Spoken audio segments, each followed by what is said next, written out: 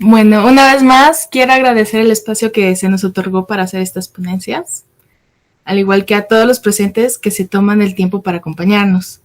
Agradezco a mis compañeros de la mesa de filosofía por estar aquí presentes y presentar su presentación de la perspectiva de la educación. Cada uno va a tener 30 minutos para exponer su tema. Yo les indicaré en el chat cuando les queden 5 minutos, así que por favor estén atentos. Al final de estas 3 ponencias, se abrirá un espacio para preguntas y comentarios, ya sea que les escriban en el chat o ahora levanten la mano y yo les cedo la palabra. Sin más, quiero darle la palabra a nuestro primer participante, Francisco Javier Rangel Hilario, con su ponencia La importancia de la educación en la vida social con la vida interior. Cuando estés listo, Francisco, me avisas para que te empiece a contar el tiempo. Nada más una cosa, disculpe, sé que el programa estaba así, ya mi ponencia está terminada, sin embargo, yo en este momento estoy en la universidad, estoy en un salón y justo ahorita está el cambio de clases. No tengo un salón, entonces no sé si se pudiera que empezara otra persona para evitar que a media ponencia llegara el profesor pues que tenga clase en ese salón y me corra, ¿no? Como ha ocurrido en otras ocasiones. Una disculpa, bueno, si me pudieran hacer ese favor, se los agradecería bastante. Disculpen. No te preocupes, estas cosas suceden. Parte de la pandemia. Muy bien, entonces déjame ver si ya está Rodrigo presente. O Silvia.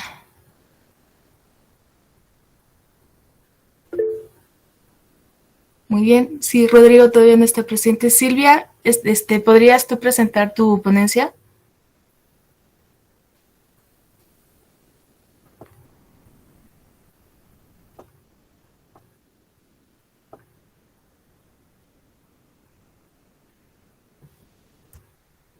Esto no pasará el próximo semestre que ya nos toca ir presenciales a la uni. Bueno, también sucede. ¿O no?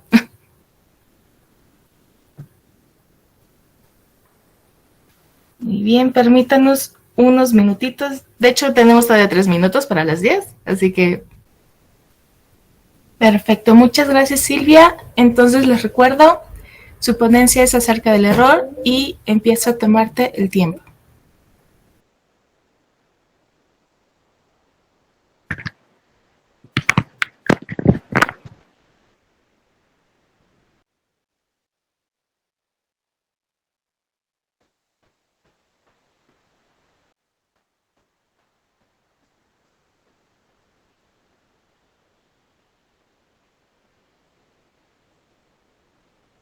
Bueno,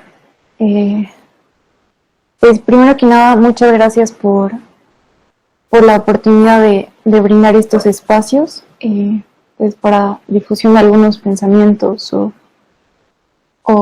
cosas que ahí tengamos, ¿no? Pues yo les vengo a hablar acerca del error. Es un pequeño ensayo que en algún momento preparé. Y bueno, justamente en este ensayo voy a hablar acerca del error en la educación, en el estudiante y cómo repercute esto en el individuo. Y pues bueno, antes de comenzar formalmente con la exposición de la presentación, pues permíteme formular una pregunta a cada uno de ustedes, ¿no? ¿Cuántas veces hasta el día de hoy como individuos nos hemos equivocado? Es bastante complejo responder dicha pregunta, ¿no?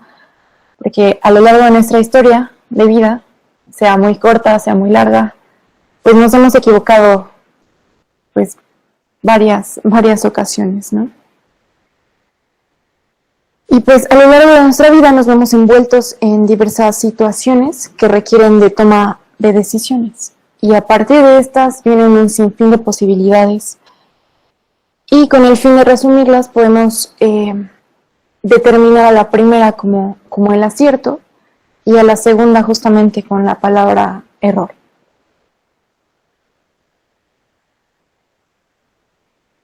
pareciese ser que con la primera afirmación no hay mucho conflicto, ya que pues una persona no se ve escandalizada cuando alguien tiene la razón, cuando se realiza una actividad en pos de la sociedad, o cuando algo ocurre y es de nuestro agrado, sino ocurre todo lo contrario, ¿no?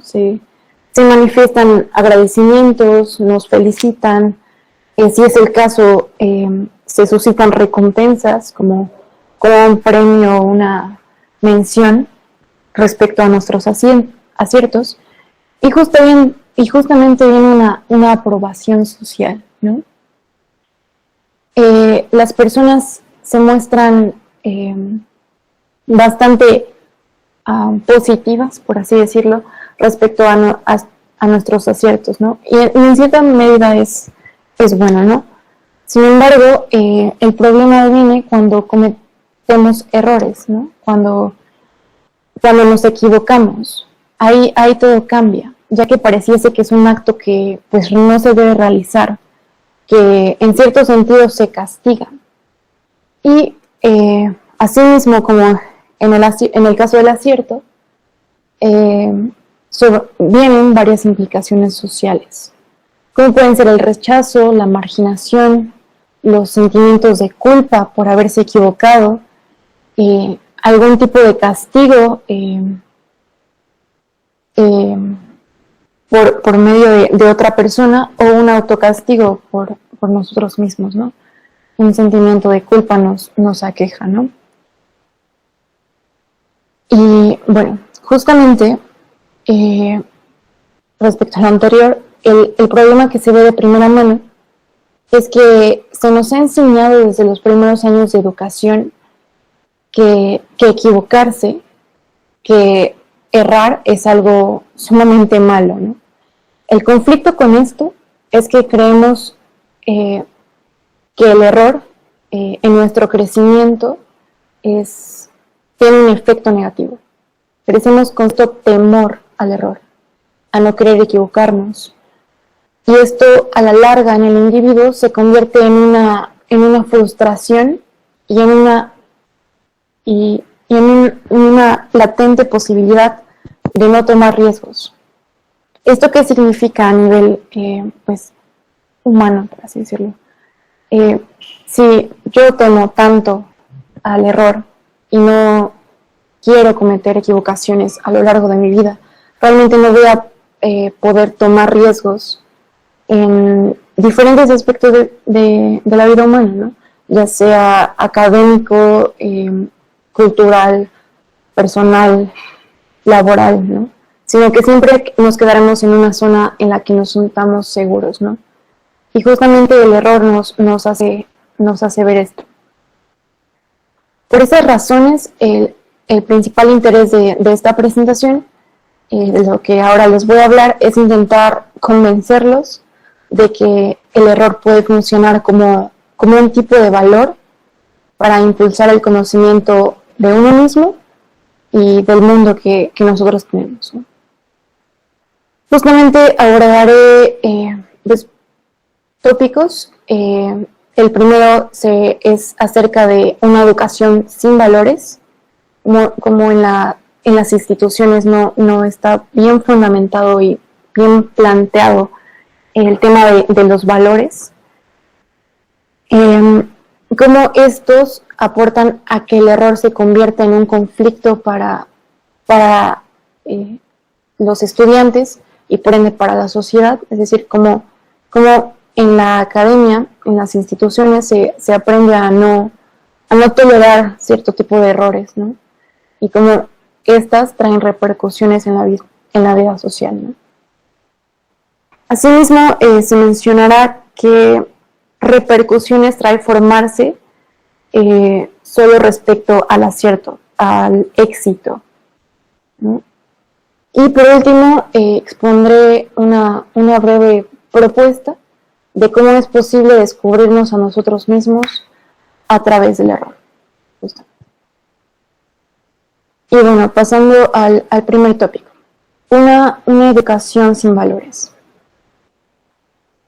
Bueno, la educación en este siglo, siquiera, pues se puede notar en nuestro país, parece verse inmersa en la estandarización de estudiantes, más que en los valores o la formación humana que estos puedan obtener en las aulas de estudio. Justamente considero pertinente comenzar a descubrir por qué las instituciones educativas van perdiendo poco a poco este tipo de prácticas. Es decir, en qué sentido o en qué momento la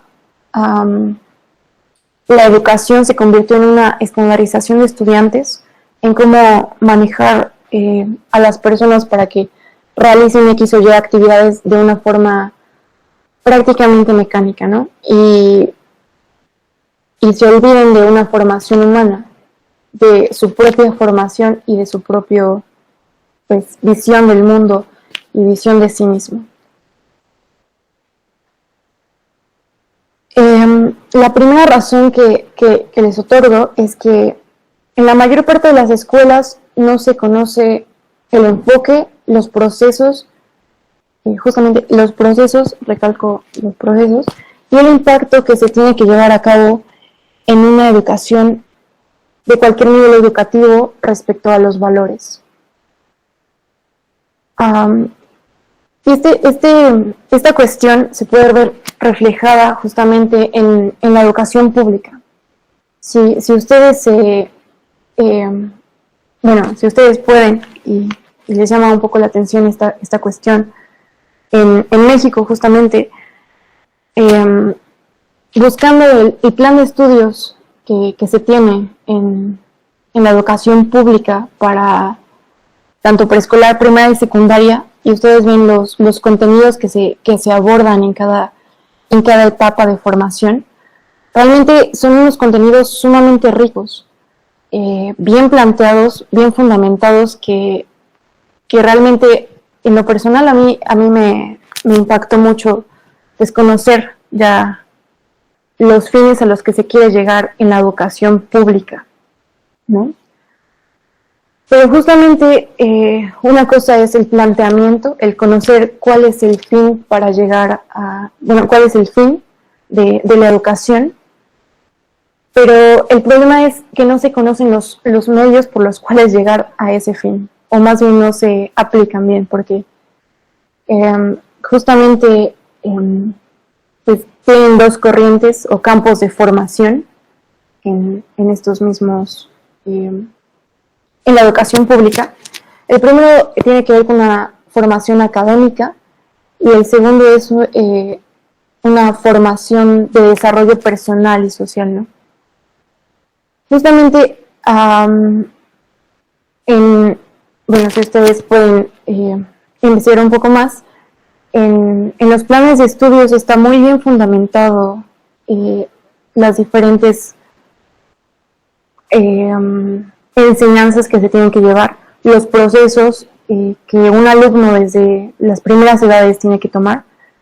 Sin embargo, pues ya remontándonos a la realidad, pues eso no ocurre. ¿Por qué esto no ocurre? Porque tal vez los grupos son bastante amplios para un solo profesor, ¿no? Porque la educación justamente empieza en casa y no hay una buena fundamentación de ideales, de valores en ella. Y pues bueno, ¿cómo esperar a que un solo profesor pueda formar y forjar a cada uno de los alumnos, ¿no? Cuando estamos hablando de grupos de 30 a 50 alumnos, ¿no? Entonces, concentrarse tanto en una educación, en una formación humana, es sumamente complicado, ¿no? Entonces, justamente solo se remite a enseñar sumas, restas, multiplicaciones, aprende a leer, escribir, y ya, estás preparado para el siguiente escalón, que ya no me va a corresponder a mí, sino al siguiente profesor, etcétera, ¿no? Pero justamente esta situación de la cantidad de alumnos, de la preparación de maestros respecto a la formación humanística, pues da mucho que pensar, ¿no? Bueno, alguien podría argumentar que en efecto los niños conocen cuáles son los valores, ¿no? Que realmente calca en las ceremonias de curso los valores como el respeto, el amor, la libertad, los derechos que se tienen, ¿no? Pero una cosa es conocer las palabras, lo que significa, pero no aplicarlo a nuestra vida, ¿no? Y sobre mí me preguntas como, ¿cómo es que los valores se ven reflejados en la vida de un niño de 5 años, de un niño de 10 años, de un adolescente de 15? ¿No?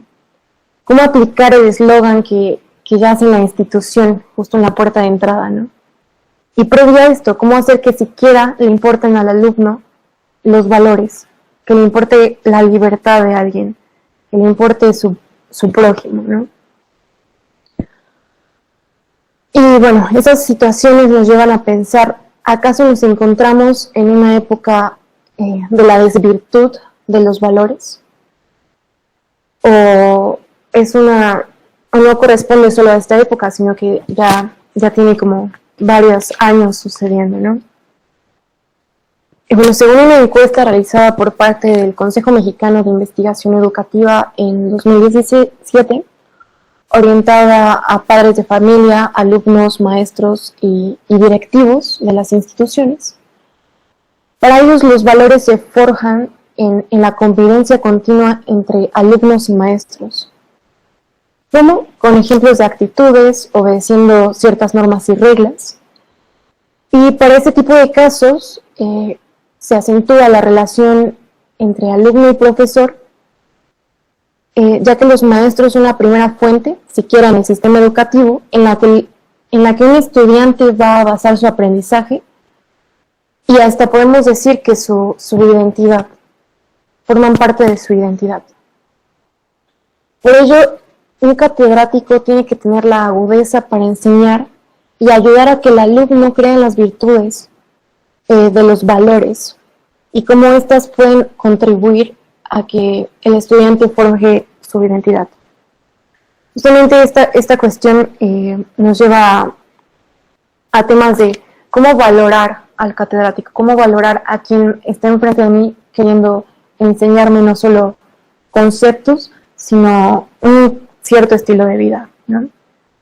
Y justamente es el profesor quien, por ejemplo, desde las primeras edades va a sembrar una semilla en el estudiante de cómo guiar su estudio. Es decir, si un profesor tiene una tendencia mayor hacia las letras, pues el alumno, al ver como cierto entusiasmo en esta persona, pues puede ir generando como vínculos hacia las letras, ¿no? O a las matemáticas, hacia los idiomas, cualquiera, ¿no? Y justamente es el catedrático una fuente muy importante, un reflejo importante hacia cómo se va a comportar el alumno, hacia lo que va a creer, hacia lo que va a atender su educación superior. Y bueno,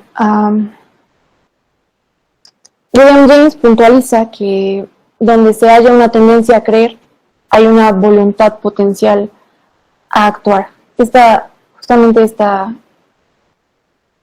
pensamiento nos da de un profesor implanta ciertas creencias para que el alumno justamente pueda desenvolverse en su entorno y actuar en él. Y bueno, pasando al segundo tópico, pues lo titulé de construirse con base en el acierto.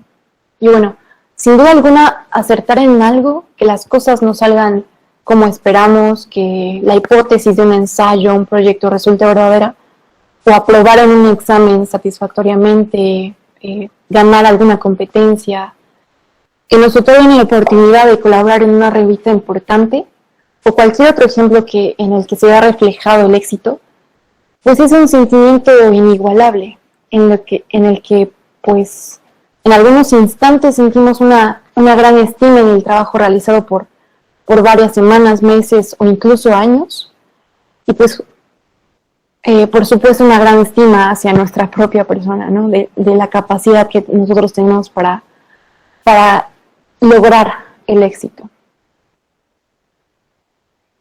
En primera instancia podemos observar que un alumno hipotético con dicha formación educativa no tiene problemas, ¿no? Ya que pues nadie podría decir que es algo malo que un alumno tenga una estima hacia sí mismo, que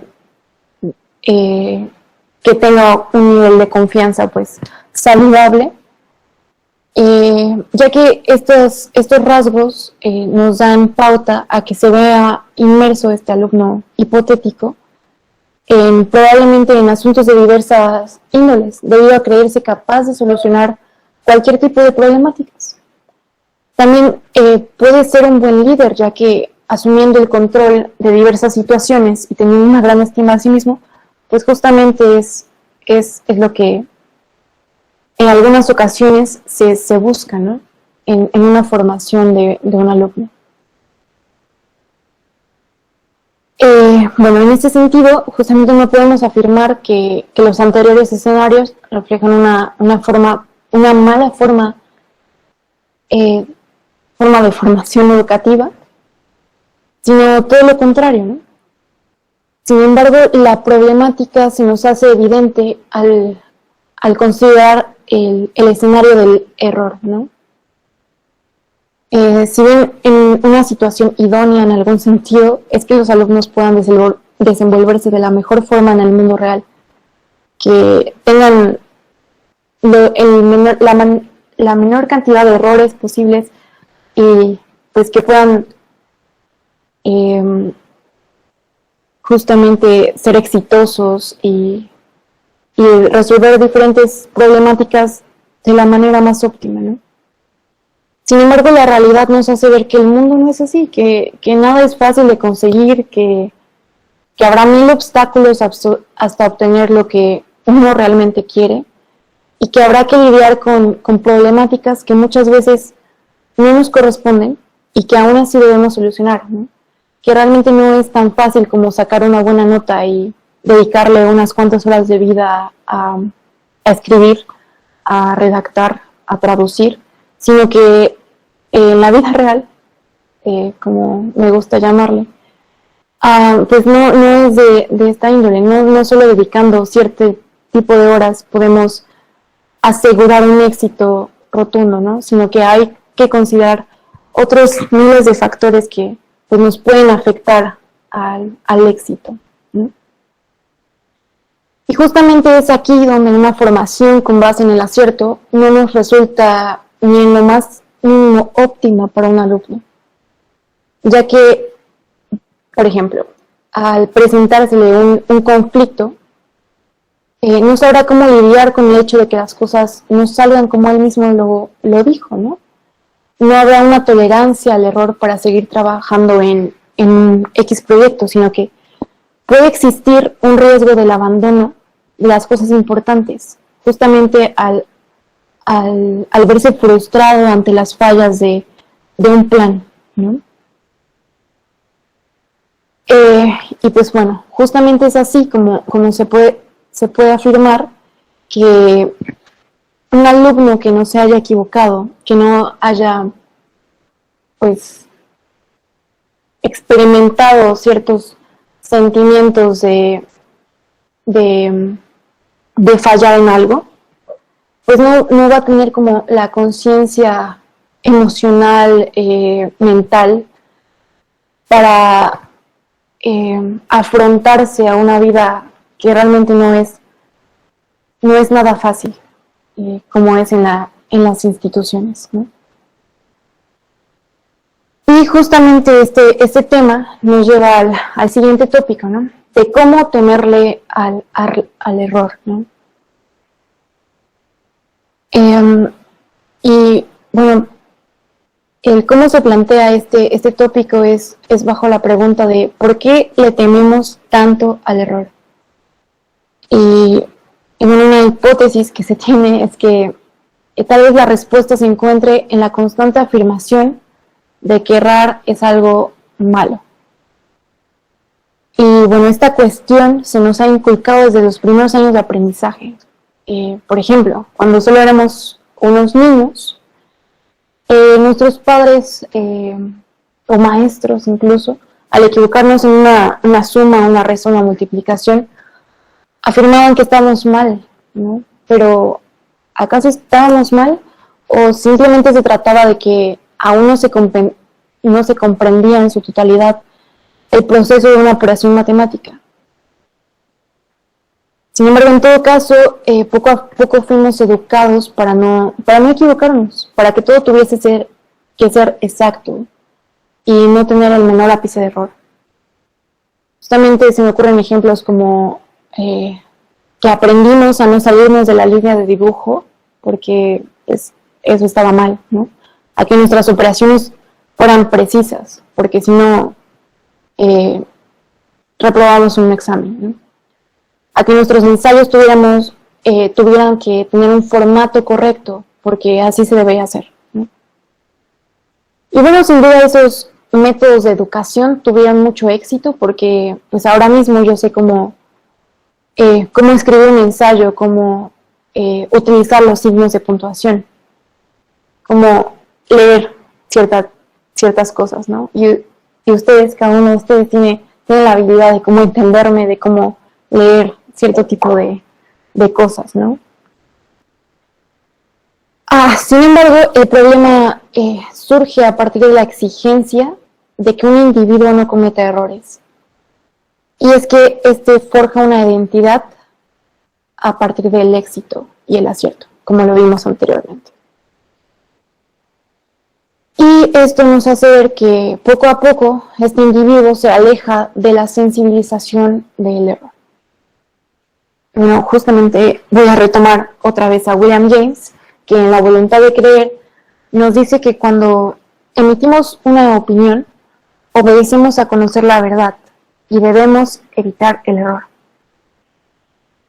Respecto a estas dos afirmaciones, este autor nos quiere decir que, o bien, uno dirige la investigación a la propiedad de la verdad, evitando a toda costa el error, o por otro lado, ante el temor del error, otorgamos la verdad a la suerte, a lo que pueda ser, sin vernos inmersos en lo que podamos encaminar a esta situación. Y justamente ante esta última implicación, Clifford hace una exhortación acerca del error y le recupero una breve cita. Guardad las puertas de vuestra inteligencia para cuando no posea la evidencia suficiente. Así evitaréis el terrible riesgo de cobijar el engaño. Mas, no ha de parecernos insignificante, si bien se mira, ante la probable adquisición de un conocimiento real. Y no será afrontable el temor al engaño ante la esperanza de en algún tiempo poder vislumbrar la verdad. Pues bueno, para James esta cita no es admisible, ¿no? Las ideas de Clifford no son admisibles. Bajo el argumento de que los sentimientos que impulsan a nuestro deber hacia la verdad y el error son una expresión de nuestra vida pasional. La molestia principal ante esto pareciese ser que la preferencia de quedarse sin creer nada por temor a ser engañado. Si bien es cierto que el error y el ser engañado son constantes temores en el individuo, estos no tendrían por qué gobernarnos hacia una parcialidad de hechos y de toma de decisiones. Es decir, está bien temer en cierta medida el error, a no querer equivocarse por X o Y razón. Sin embargo, no podemos dejar que justamente este temor al error gobierne nuestra vida, nuestras decisiones, sino que debemos ser conscientes de cuándo errar, cuándo está bien errar, cuándo no está bien errar, y justamente crear una reflexión del mismo error. Y ya cerrando, este es el último tópico de cómo descubrirse a través del error.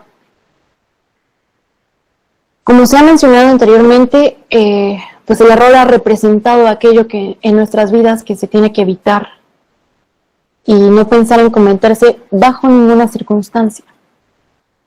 Sin embargo, muchas veces ignoramos la relevancia que el error puede traer para con el individuo y para con nuestra vida personal. En primer lugar, cabe mencionar que el error puede convertirse en un potencial valor individual, generador de un tipo de autodescubrimiento. Sin embargo, previo a esto, el primer paso es tener la capacidad de poder diferenciar cuando una persona se encuentra en un proceso de aprendizaje, justamente con el ejemplo de me equivoqué en esta suma, pero pues aprendí después a sumar, y cuando se requiere mayor rigurosidad con el error, ¿no?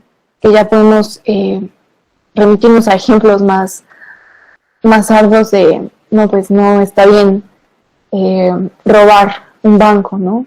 Pero alguien puede decir, ¿no? Es que yo no sabía que no se debía robar, pero pues ya aquí hay un enfoque diferente a diferentes errores, ¿no? Y bueno, Martín López Calva en un ensayo titulado Vivir en el pantano, un ensayo contra la educación en valores, menciona una analogía de volar sobre el pantano. Él afirma que este vuelo remite a la idea de mantener una pureza en un mundo sucio, lleno de incertidumbres y repleto de males. En su contrariedad, estar en el pantano es algo que las aves no quieren y evitan a toda costa. Y bueno, la parte interesante de esta analogía es que se considera el proceso de aprendizaje como aquel entrenamiento de las aves a poder volar, ¿no? Disculpa, Silvia, la interrupción, ya es tiempo. Ok, Mary. Bueno, nada más presento conclusiones y ya. Perdón. Bueno,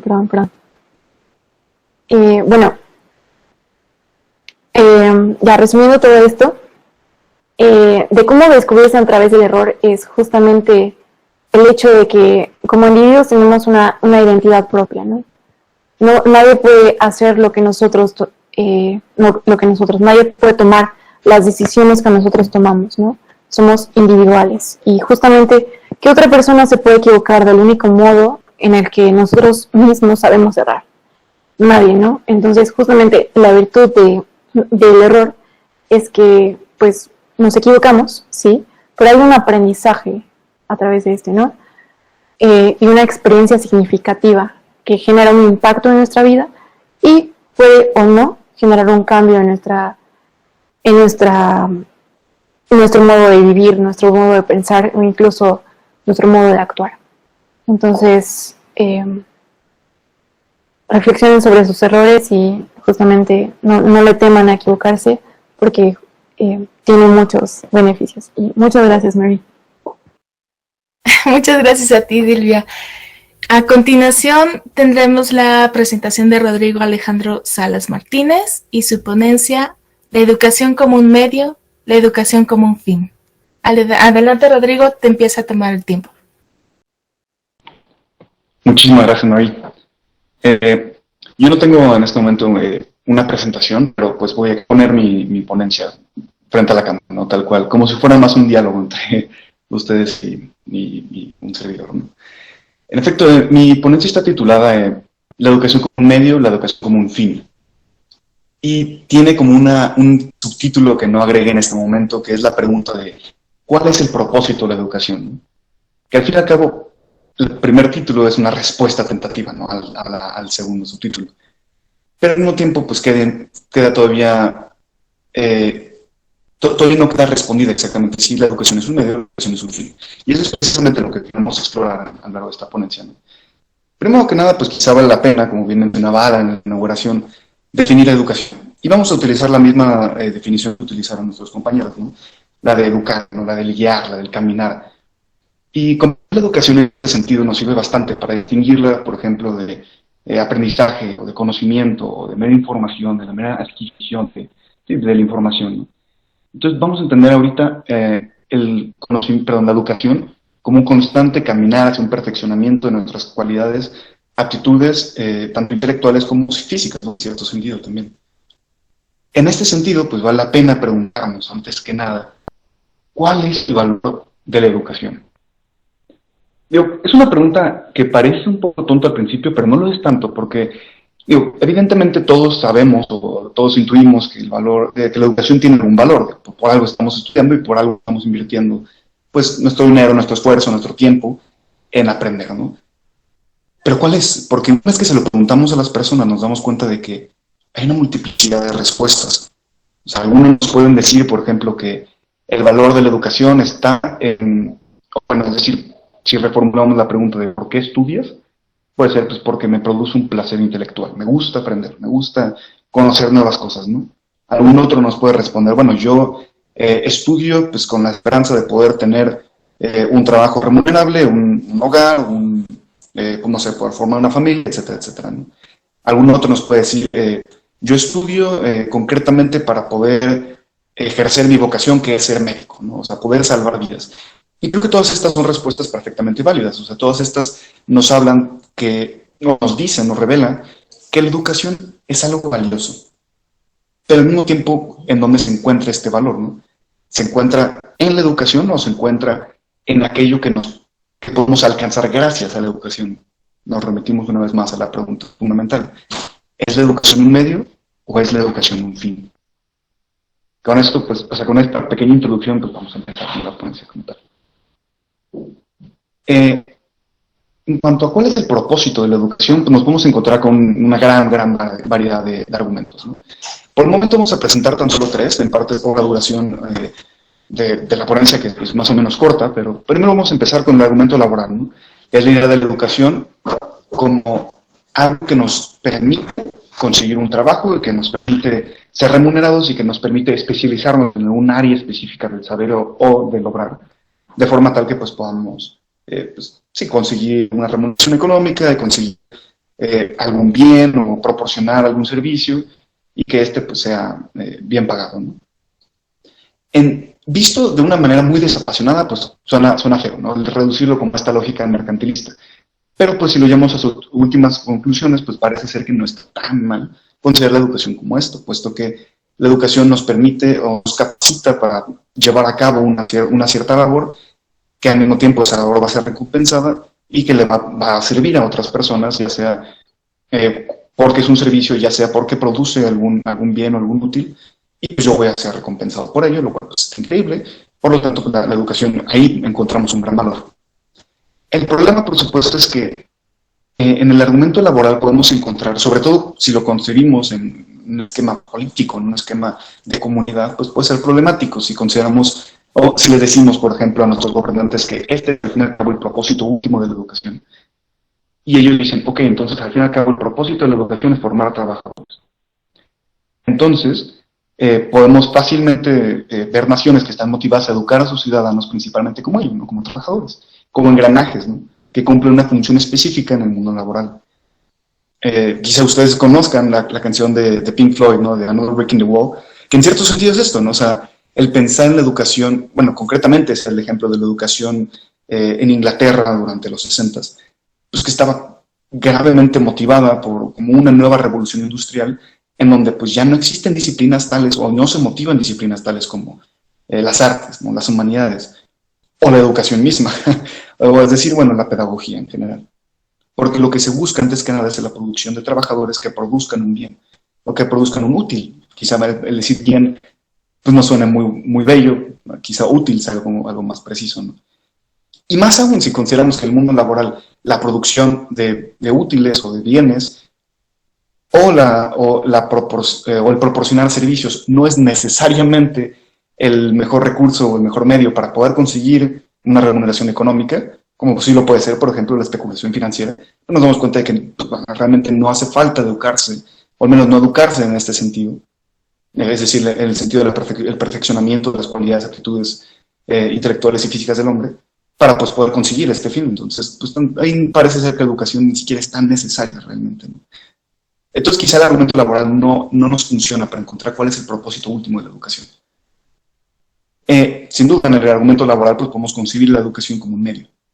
Pero ¿qué tal si ahora lo concebimos como un fin en sí mismo, ¿no? El argumento griego, que es un punto medio entre el argumento de Sócrates y el argumento de Platón, como vamos a ver a continuación, ¿no? ¿Qué tal y si la educación no sirve para nada, sino que es un fin en sí mismo, si la consideramos para sí, como un bien que se busca y que una vez que se obtiene podemos decir que lo alcanzamos y que nos ha hecho mejores, ¿no?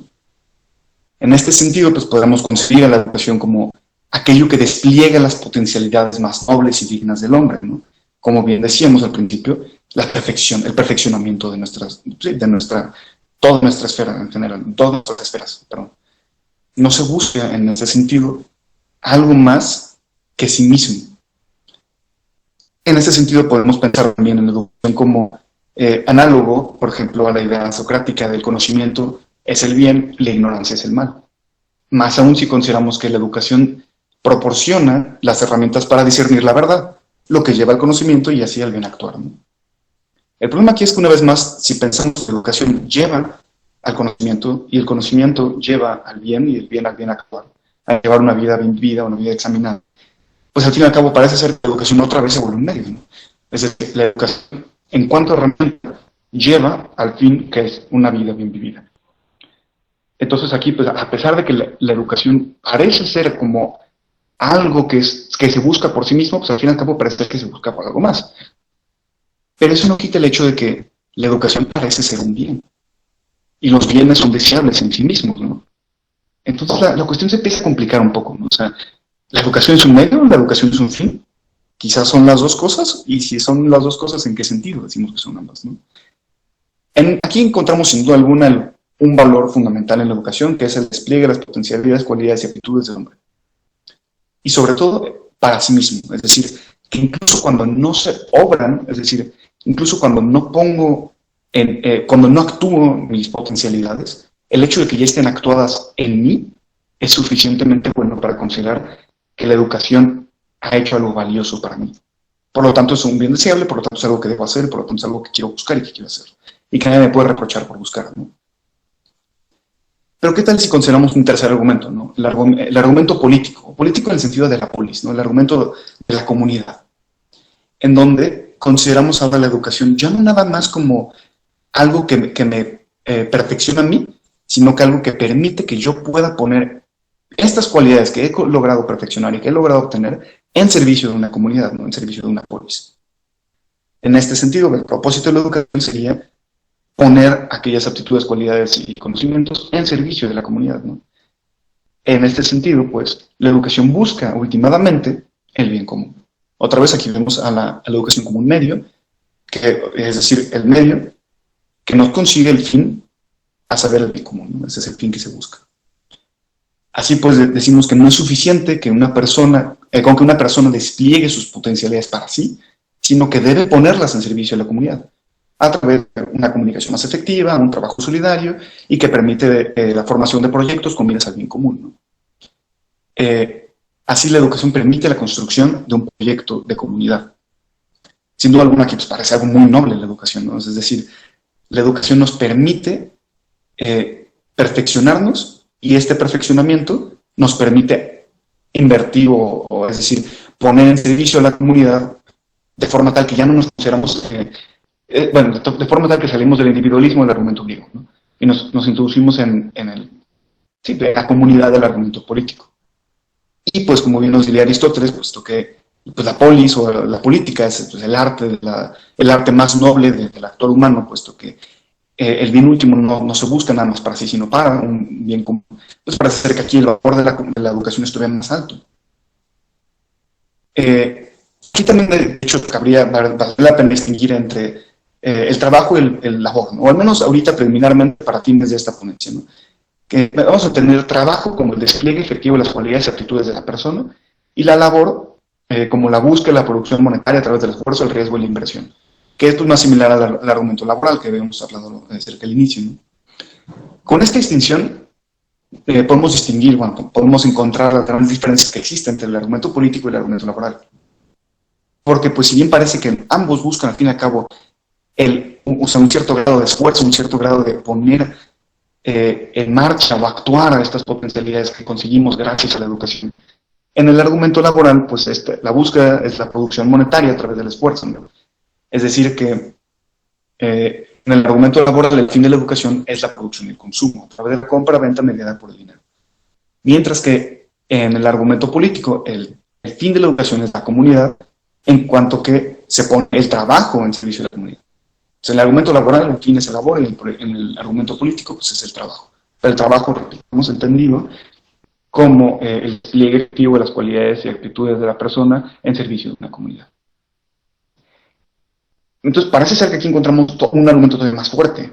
El problema es que pues, todavía podemos problematizar un poquito más el argumento político, sobre todo cuando tomamos en cuenta que, por ejemplo, vamos a poner un ejemplo muy concreto. Yo lo llamaba el ejemplo del paramédico, ¿no? Digamos, por ejemplo, que un hombre estudia para ser paramédico, pero jamás ejerce su oficio. Este hombre, de hecho, más bien es un estilista. O sea, él ha dedicado toda su vida a cortar el cabello y a hacer molde de cabello, pero además decide finalmente estudiar para ser paramédico, incluso si él sabe que jamás va a ejercer su profesión, ¿no? Y de repente se presenta la ocasión en donde pues alguien sale herido y está presente, y pues él puede poner en servicio de la comunidad aquello que había aprendido, incluso si no lo había aprendido con miras a ponerlo en servicio, tan solo porque le gustaba, pero ahora puede. Bueno, aquí parece ser que es algo muy bueno, o sea, definitivamente, qué bueno, decimos, el hombre decidió estudiar para ser paramédico, incluso si no buscaba el ponerlo a prueba, ¿no? En algún momento, ¿no? El jamás ejercer su profesión, bueno, qué bueno que lo hizo, porque al fin y al cabo pudo ponerlo en servicio de la comunidad. Pero ahora, supongamos que nuestro estilista no estudió para ser paramédico, sino estudió física teórica, simplemente por el placer intelectual que le proporcionaba, ¿no? No tiene pensado jamás buscar un trabajo por dicha beta, incluso si se le diese la oportunidad, no la aceptaría, pues se encuentra muy satisfecho con su oficio de estilista. Así pues, jamás ejerce su conocimiento como físico, jamás pone su educación en servicio de la comunidad, y si bien aquello que aprendió sobre física informó quién es hoy y la forma en que se relaciona con los otros miembros de su comunidad, no parece ser suficiente para considerar que la educación, esta educación específica, la de la física teórica, se haya aplicado jamás. Pero, pues, no diríamos que pues, esto es algo malo. O sea, realmente pues, hay muy pocos los que están dispuestos a argumentar que no debió haber estudiado física teórica, que debió haber invertido todo su esfuerzo y tiempo en ser todavía mejor estilista. Por supuesto que el corte de cabello pues, era el servicio que le estaba poniendo a la comunidad, y lo demás era una pérdida de tiempo. Nadie realmente argumentaría eso. Diríamos por el contrario que qué bueno que quiso estudiar física teórica, qué bueno que le proporcionó un placer intelectual. Pero pues nunca lo puso en servicio de la comunidad. Entonces, parece ser que la educación sigue teniendo un bien, incluso cuando no se pone en servicio de la comunidad, incluso cuando el argumento político no está desplegado completamente, pues el propósito de la educación no parece reducirse. O sea, parece ser que una vez volvemos al individualismo del argumento griego, sin con esto quitar pues, el argumento político. Entonces, son ambas cosas, está bien curioso, ¿no? Otro ejemplo, un anciano, ¿no? Un anciano que ya jubilado, un anciano arquitecto, tiene 75 años, ya está jubilado, ya no trabaja, vive pues, de los frutos de su trabajo, y dice a los 75, ¿sabes qué? Voy a estudiar medicina. A sabiendas de que quizá no podrá aprender jamás todo lo que podría aprender de la disciplina, es decir, de la medicina, y probablemente por su edad jamás podrá ejercer, ¿no? Aún así, no estaremos dispuestos a negarle la oportunidad de estudiar simplemente porque sabemos que no podrá poner sus conocimientos y actitudes en servicio de la comunidad. Entonces, una vez más, se complica, porque si estamos tan casados con el argumento político de decir que necesariamente la educación tiene que ponerse en servicio de la comunidad, pues entonces tendríamos que estar también dispuestos a arrebatarle de las manos al pobre anciano arquitecto su libro de medicina, ¿no? Su Harrison o lo que sea. Simplemente porque, pues, ya no lo puede ejercer, entonces tú no deberías de gastar tu tiempo en eso. Pues no. Con esto quiero llegar a un cuarto argumento, ¿no? El argumento de la educación como un fin en sí mismo, en miras del bien último. Es decir, que respondemos finalmente a la pregunta, con este argumento pretendo, pues, responder a la pregunta del título, ¿no? ¿La educación es un medio o es un fin? Bueno, pues ambas cosas. Porque la educación, como ya vimos, es un bien en sí mismo, puesto que desarrolla aptitudes, cualidades y potencialidades dignas y nobles en el hombre, es decir, lo perfecciona, lo que es un bien deseable en sí mismo. Es decir, sin duda alguna, el anciano arquitecto está haciendo un bien para sí mismo al estudiar medicina. Y eso es deseable, es decir, es deseable que él desarrolle sus aptitudes, incluso si jamás las pone, incluso si jamás las empeña. Pero, pues, sigue siendo un bien. Al mismo tiempo, también sería un bien más grande cuando un hombre decide estudiar medicina y lo pone al servicio de la comunidad. Es decir, la educación puede ser un fin en cuanto que es un bien, pero también puede ser un medio en cuanto que puede ser aquello con lo que se consigue otros bienes, incluso bienes más grandes. Por ejemplo, salvar la vida de una persona, ¿no? Entonces, son las dos cosas. La educación es tanto un medio como un fin, puesto que es un bien, es un fin, pero como también es un medio para conseguir otros bienes, es un medio. Entonces, muy interesante esta perspectiva, ¿no? La educación, decimos, brinda un placer intelectual particular que es también un bien deseable en sí mismo y además nos proporciona con las herramientas necesarias para concretar una comunicación apropiada con las demás personas y más aún con los miembros de nuestra comunidad. Lo que lo hace un bien, pero lo que lo hace un medio para un bien distinto, un bien más grande, un bien de la comunidad, el bien común. La educación nos permite construir proyectos en común, lo que lo hace un medio. La educación nos construye un puente que nos permite franquear los obstáculos hacia el bien común, lo que lo hace un medio, para un bien distinto, ¿no? Pero también es un fin en sí mismo, puesto que es un bien. Entonces, son ambas cosas, ¿no? Así decimos, en cierta forma, como englobando todo esto, que la educación es al mismo tiempo un medio como un fin. Es un fin en cuanto que es un bien deseable, y es un medio en cuanto que permite y facilita el acceso a otros bienes, incluso algunos bienes más grandes que él, ¿no? Como los proyectos de comunidad, ¿no? El proyecto político, pues al fin y al cabo, tan solo se puede entender cuando se considera que pues, hay una educación de por medio que construye este puente entre la comunidad. Primero porque la educación es lo que fundamenta muchas veces la comunicación. Y sin comunicación, pues difícilmente comunidad. Entonces, la educación nos permite comunicarnos, nos permite construir este puente, franquear esta barrera y construir proyectos hacia el bien común. Y ahora, si consideramos la ética aristotélica, es decir, esta ética de un fin último, de un bien último que se busca ante cualquier cosa, pues podemos pensar así en la educación como un bien, que como todos los bienes morales nos indica el camino hacia un bien mayor, que nos lleva hacia un bien mayor, que nos lleva hacia un bien último. En este sentido, o sea, si aceptamos si aceptamos la hipótesis de que el hombre busca un bien último, es un bien último en común, es decir, uno mismo para todos, podemos considerar la educación como un medio para dicho fin, en cuanto a que todos los bienes son medios para el bien último. Es decir, la educación es un bien que nos lleva a otros bienes, que nos lleva a otros bienes, que nos lleva a otros bienes, que nos indica el camino hacia el bien último.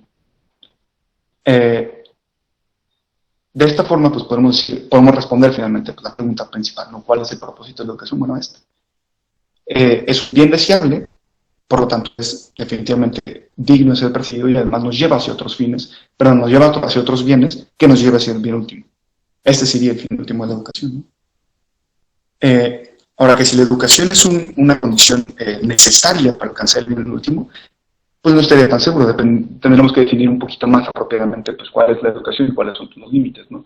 Porque no parece ser que todo aprender sea necesariamente educación. Pero pues ciertamente, incluso, o sea, todavía sin decir si es necesariamente una condición o no, sin duda alguna nos permite o nos da nos da mejores herramientas, desarrolla nuestras aptitudes, nuestras capacidades y nos perfecciona de forma tal que podemos alcanzar, o al menos que nos lleva hacia el camino donde se encuentra el bien último, o cuando menos, para encontrar dónde se encuentra, es decir, nos da en cierta forma el catalejo para poder observar más allá del horizonte, donde se encuentra el bien último, ya sea un bien último personal, el bien último de cada hombre, el bien último de una comunidad, el bien último del bien común, ¿no? De un proyecto común. En este sentido, pues decimos que la educación es un medio, puesto que que la educación es un fin, puesto que es deseable en sí mismo, puesto que es un bien. Y la educación es un medio, puesto que nos lleva a bienes más grandes, bienes más perfectos, bienes más nobles, que nos llevan últimamente a un bien último. Y eso es todo. Muchas gracias. Muchísimas gracias, Rodrigo, por esa presentación. Y ahora pasamos con Francisco Javier Rangel Hilario, con su ponencia La importancia de la educación en la vida social con la vida interior. Te recuerdo que te voy a mandar un mensaje al chat cuando te queden 5 minutos y empieza a tomarte el tiempo ahora. Bueno, pues muchas gracias. Bueno, vamos a comenzar. Igual que Rodrigo tampoco hice una presentación, más bien yo elaboré un ensayo de 7 cuartillas y media. Entonces, pues, lo que voy a hacer es leerlo y al final pues, van a hacer las preguntas. Comienzo. En el mundo contemporáneo, la información es algo a lo que casi toda la población tiene acceso. Herramientas como el Internet han brindado la facilidad de investigación a cualquier persona que sea movida por un poco de curiosidad. Existen sitios de Internet, libros, revistas académicas y toda clase de medios de difusión por los cuales el usuario se entera de aquello que desee. Esto es un gran avance para nuestra época. En la antigüedad, el conocimiento de las noticias de la época, como la investigación científica y filosófica, era algo exclusivo de las clases altas o de las personas que, por diferentes motivos, vivían del trabajo de los demás, de manera que pudieran dedicarse al conocimiento. Esto marcaba una amplia brecha entre las diferentes clases sociales en cuanto al conocimiento del mundo. También es así que los filósofos de la antigüedad, como Platón, reconocido por muchos como el primer filósofo, o el estagirita Aristóteles, apodado por los medievales como el filósofo, eran personas de clase alta que tenían la vida comprada y se dedicaban a pensar e investigar. Otro vestigio histórico que comprueba esto es la palabra escuela, cuyo origen es la palabra griega schole, que significa ocio, pues aquel que estudiaba era porque no tenía nada que hacer. A pesar de esto, después de la Ilustración todo esto cambió y hoy cualquiera puede acceder a la información y al conocimiento. Sin embargo, ese acceso de medios y fuentes de información también puede ser dañino. En el siglo XXI son tantas las fuentes y medios y muchos parecen ser confiables. Sin embargo, contienen información contradictoria y en muchas ocasiones falsa. Por lo tanto, es importante que exista una forma adecuada, confiable y regulada de adquirir el conocimiento, a partir de aquellos que lo han ido investigando. Esa forma es la educación. Para muchos, la educación es una forma de obtener dinero por medio de alguna profesión u oficio técnico. Para otros, es una forma de aprender, una forma de ayudar a los demás o prepararse para tomar buenas decisiones. Para algunos otros, como es el caso de los antiguos filósofos y académicos contemporáneos, la educación es una forma de enaltecer el espíritu como medio de llegada al conocimiento y a la verdad. Considerando las diferentes formas de analizar el conocimiento, en esta ponencia vamos a analizar y contemplar las diferentes ventajas que la educación en algunos ámbitos de la vida del ser humano, principalmente en el ámbito social, enfocado en la política, y en el ámbito personal espiritual. La educación en la política. En la vida política del ser humano aparece la educación como algo necesario y adecuado, principalmente en los gobernantes. En el libro de la República de Platón, menciona 3 clases sociales que cumplen un papel diferente en la sociedad. La primera de esas clases es la de los artesanos, es decir, los productores. Estos se encargan de producir todo aquello que es consumido por la polis. En segundo lugar, están los militares. Estos se encargan de mantener el orden y defender la polis de algún enemigo externo. Finalmente, se encuentran los gobernantes, en quienes pondremos mayor atención. La tarea que estos están obligados a desempeñar es la de dirigir al resto de la población, tomando decisiones y asegurándose que los demás cumplan su deber satisfactoriamente. Para Platón, los que pertenezcan a este tercer grupo deben ser filósofos. Hemos de comprender que el concepto de filósofos no era exactamente como lo comprendemos hoy. En esa época, el filósofo era aquel que estudiaba alguna cosa, sea economía, matemáticas, biología, política o, como es el caso de los filósofos contemporáneos, metafísica.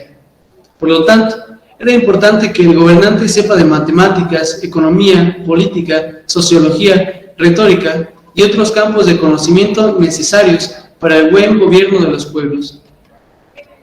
Es entonces fácil darse cuenta de que la tarea y la preparación de los gobernantes era la más importante de la polis, además de que estos son a los que mayores honores se les debe rendir. Abro cita. Y a aquel que, sometido a prueba tanto de niño como adolescente y de hombre maduro, sale airoso, hay que erigirlo en gobernante y guardián del Estado, y colmarlo de honores en vida, y, una vez muerto, conferirle la gloria más grande en funerales y otros ritos recordatorios. Esta es, es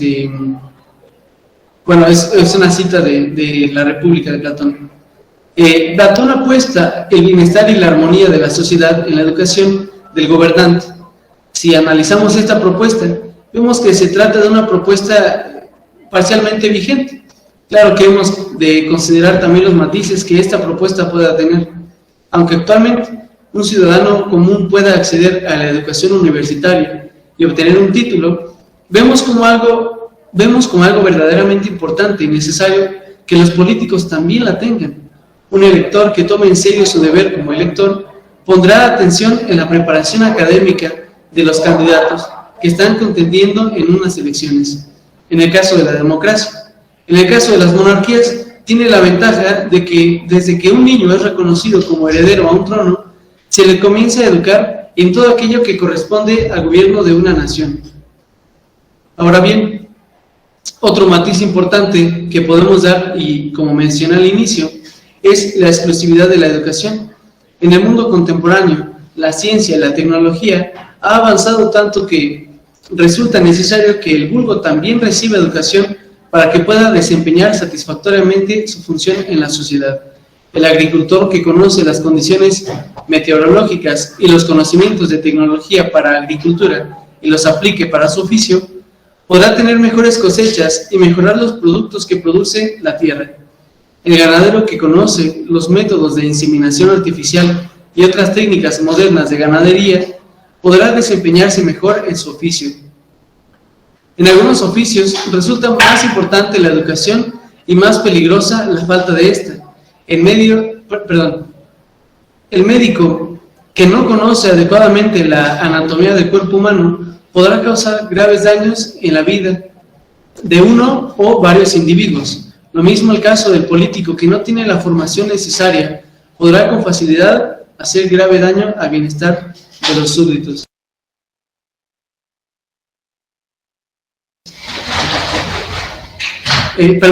Continúo.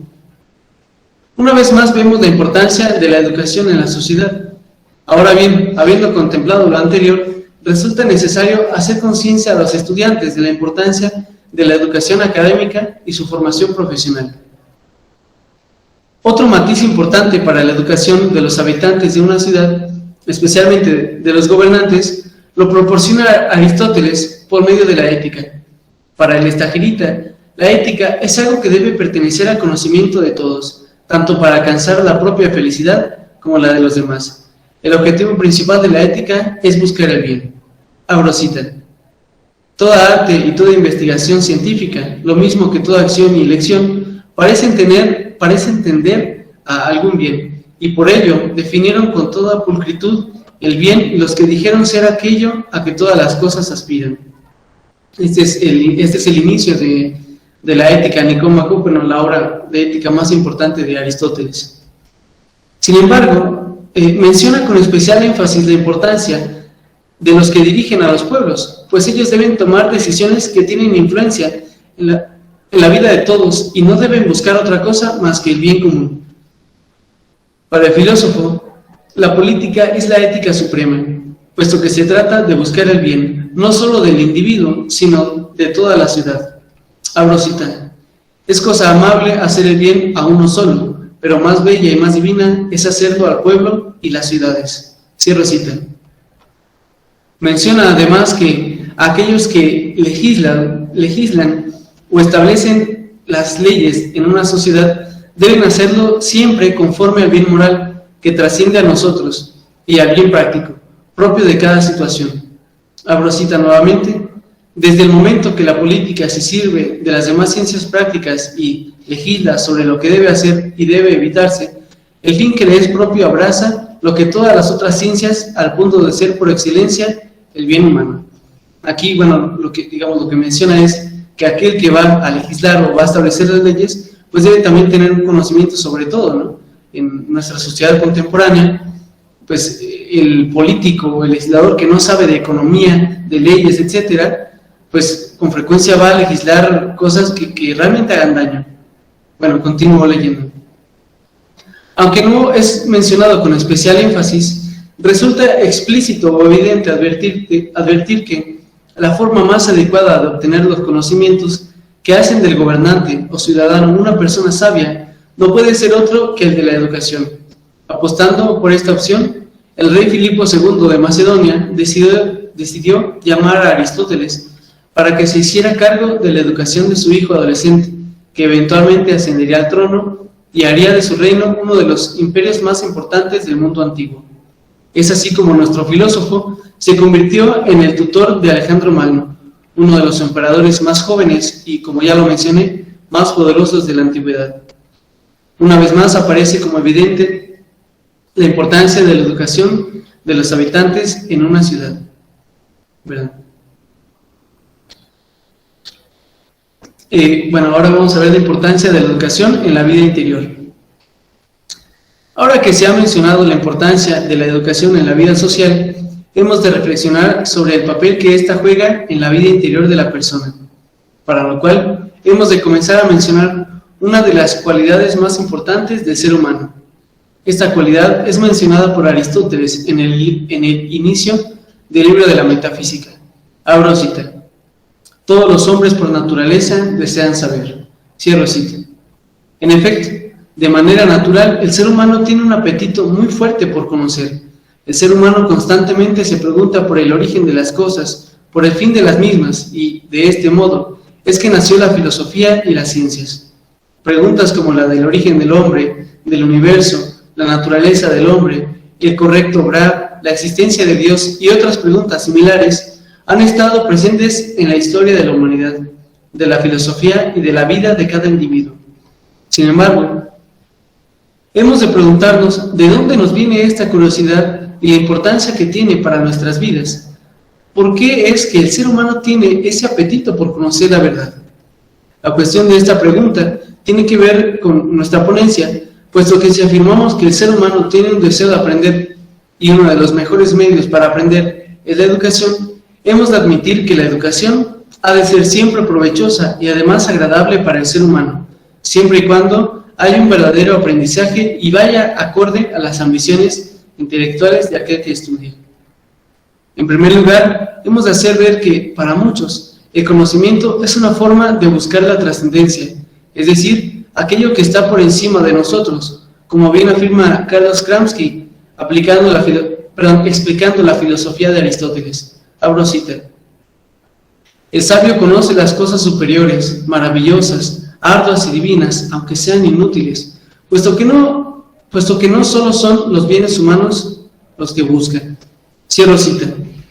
Por lo tanto, podemos afirmar con certeza que, para Aristóteles, la educación y la búsqueda de la sabiduría es una forma de buscar aquello que es divino. En efecto, la educación enaltece el espíritu de aquel que la acoge gustoso y desea aprender no solo lo que necesita para vivir mejor, sino para asombrarse con el conocimiento. Desde un punto de vista cristiano, la búsqueda de la verdad y el conocimiento es un camino que nos lleva a Dios. Eso aplica no solo al conocimiento de la filosofía, sino a aquellos misterios de la naturaleza que provocan asombro o que aún están por resolver. Siendo así, hemos de notar que la búsqueda de la verdad es implícitamente la búsqueda de Dios, pues de Dios viene toda verdad, como nos lo aclara García López. Abro cita. En primer lugar, tenemos la verdad de la inteligencia divina respecto al ser divino. Aquí la adecuación es identidad perfecta y absoluta, porque no es posible hallar distinción alguna, ni siquiera mental, perfectamente fundada entre el ser de Dios y el entender divino. Aquí, aunque no lo menciona explícitamente, está tomando la definición tomista de verdad como verdad como adecuación del entendimiento a la realidad. Continúo. Además de esto, el valor de la verdad no solo se trata de aquello que es entendido por el hombre o por la inteligencia divina, sino que se trata de una cualidad metafísica que se encuentra en cada cosa. Por lo tanto, reconocer la veracidad que hay en las cosas como cualidad metafísica a través del conocimiento es reconocer también la relación que tiene dicha cosa con la divinidad. Abro cita. La verdad es perfección y perfección máxima para el sujeto en que radica. Es perfección porque cualquier verdad, por insignificante que sea, es una participación o un destello de la verdad divina. Y así, al poseerla, el sujeto se hace en alguna medida semejante a Dios. Cierro cita.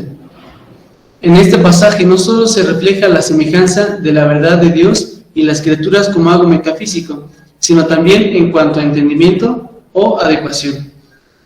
Bueno, aquí, digamos, y en las próximas páginas, parece que descuida un poco la palabra educación, la palabra tal vez conocimiento, pero bueno, hemos de hacer notar que la educación pues es buscar la verdad, ¿sí? Entonces, bueno, aunque de repente deja de hablar de educación, pues hay una relación importante, ¿ok? Bueno, continúo. Por otro lado, la verdad que se obtiene por cualquier medio, principalmente el de la educación, tiene un valor no solo respecto a sí misma o respecto a Dios, sino también respecto a nosotros. El valor de la verdad respecto a nosotros se encuentra en los efectos de dicha verdad y, por lo tanto, la educación tiene en nosotros. A continuación, mencionaré algunos efectos que la verdad y la educación tienen en nosotros. En primer lugar, el conocimiento de la verdad nos hace fuertes en más de un sentido. En primer lugar, la verdad nos hace fuertes en cuanto a que nos facilita el desplazamiento por la vida, desarrollándonos como personas inteligentes, y nos da una certeza en la cual podemos asentarnos y contemplar todo lo demás. En otro sentido, la verdad no solo nos ayuda en las cosas cotidianas de la vida, sino que trasciende aquello que está por encima de este mundo. Abro cita. Estas últimas citas son nuevamente de este autor, García López. Continúo. La verdad nos hace fuertes, no solo porque nos asienta sobre un cimiento inconmovible, sino también porque nos descubre la dimensión espiritual de nuestra naturaleza y nos implanta en ella, y el espíritu es firme y fuerte sobre toda ponderación. Cierro cita. La mente que se asienta sobre la verdad por medio de una investigación rigurosa y sólida y la educación, difícilmente podrá ser engañada o manipulada por aquellos que prediquen falsas doctrinas. La mente bien educada es como un edificio construido sobre roca sólida. En el momento en que venga una fuerte ventisca o un terremoto, permanecerá firme e inmutable ante aquello que la amenaza. En la situación actual del mundo, en la que una pandemia azota con fuerza, vemos cómo millones de personas son engañadas y manipuladas por diferentes medios de comunicación para hacer cosas que les hacen daño o dejar de hacer cosas que les benefician. Algunos hablan de que la tecnología 5G está hecha para manipular nuestras mentes, o que la pandemia es un invento, es una mentira para obtener un líquido de nuestras rodillas, que es supuestamente muy valioso y puede ser utilizado con fines maquiavélicos. Bueno, aquí no sé si recordarán ustedes que en la mitad del año pasado, del 2020, había mucho esta tendencia de inventar teorías conspirativas de que cuando una persona se hospitalizaba obtenían recursos de su cuerpo, o que en realidad no existía ningún contagiado de COVID, etcétera. Bueno, lo que estoy queriendo hacer ver es que todo este tipo de manipulaciones o falsa información puede corregirse cuando una persona tiene una buena educación. Y bueno, continúo. Toda esta manipulación de las masas y de las personas que no han tenido estudios podría corregirse, como lo acabo de mencionar, brindando una buena educación incluso a quienes se considera que no la necesitan. Otra consecuencia que tiene la verdad en nosotros es que nos brinda libertad. Hemos de aclarar primero los dos tipos de libertad que hay. Abro cita. La física o de medio y la moral o de fin. La primera consiste en la capacidad puramente física de hacer esto o lo otro, bueno o malo, y tiene su raíz en la indeterminación y apertura de nuestro ser espiritual. La segunda consiste más bien en una liberación, en el señorío y dominio de nosotros mismos, en escapar de la servidumbre de la materia y del mal para acceder al reino del espíritu y del bien, y esta libertad tiene su fundamento en la recta razón. Cierro cita. A lo que yo agrego que la recta razón y este acercamiento con la verdad se forman por medio de la educación académica. La razón práctica es aquella que nos hace elegir lo que es correcto y aquello que no lo es. No es sino por medio de la razón que conocemos las cosas lo suficiente para tener la luz de la verdad que ilumine nuestro entendimiento y nos conduzca por el bien obrar. Abro cita. La verdad de nuestra razón práctica es que juzgamos con arreglo a las exigencias de una voluntad recta, de una voluntad firmemente adherida al bien sin restricción. Así puede distinguir el bien verdadero del bien engañoso, el que conduce al fin de la felicidad del que aparta y aleja de él. Cierro cita. No se equivoca nuestro Señor cuando afirma en el Evangelio según San Juan, abro cita, si vosotros permanecéis en mi palabra, verdaderamente seréis mis discípulos, y conoceréis la verdad, y la verdad os hará libres. Cierro cita. Además de esto, la verdad también nos brinda otra ventaja, no solo en beneficio propio, sino en nuestra relación con los demás. Esta última bondad que nos proporciona la verdad y la búsqueda de esta por medio de la educación es la unidad. En efecto, la verdad, al ser buscada por muchos,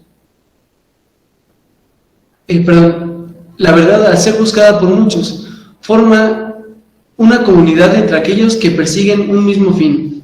Abro cita. San Agustín, mejor que otro alguno, ha hecho resaltar el carácter comunitario de la verdad. Cada uno capta la verdad con su propia inteligencia, pero la verdad captada es la misma y común para todos. Cierro cita.